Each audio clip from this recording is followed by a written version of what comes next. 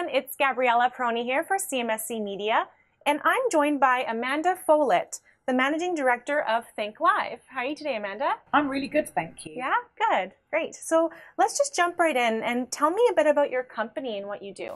So Think Live was formed to just work with clients on their live running platforms. So we see a lot of clients trying to make the most out of their CMS and the tools that they have around their live platforms.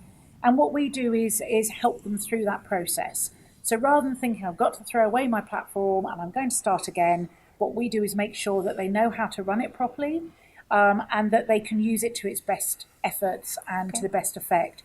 And that could be through some organisational change and through some training through their teams, not just out-of-the-box training, but really understanding how you use things in the best way and doing some audits of, it could be that they have a web development agency who's built something and we can advise on how that can be updated or how they can work with the web development agency a bit better. Okay, awesome. That sounds really interesting. So moving on to something more specific, what are some of the trends you're seeing in the digital experience market, would you say? What we're seeing really, I would say, is personalization is perhaps the number one area, and then moving into it's been a hot topic for a while, but people are really have adopted it quite slowly in some areas. But the other area is moving into voice and into, chatbots have boomed, for example, but now moving into voice recognition and moving into what was termed as the Internet of Things, I guess, and how they interact in those ways. And, there's been a massive journey that people have come from the mobile first approach in terms of that experience and seeing that right through now to voice. And we will start seeing it move into that sort of augmented reality space as well at some point. And as one of the speakers here said today, using those tools to actually augment their sales process and their customer experience process.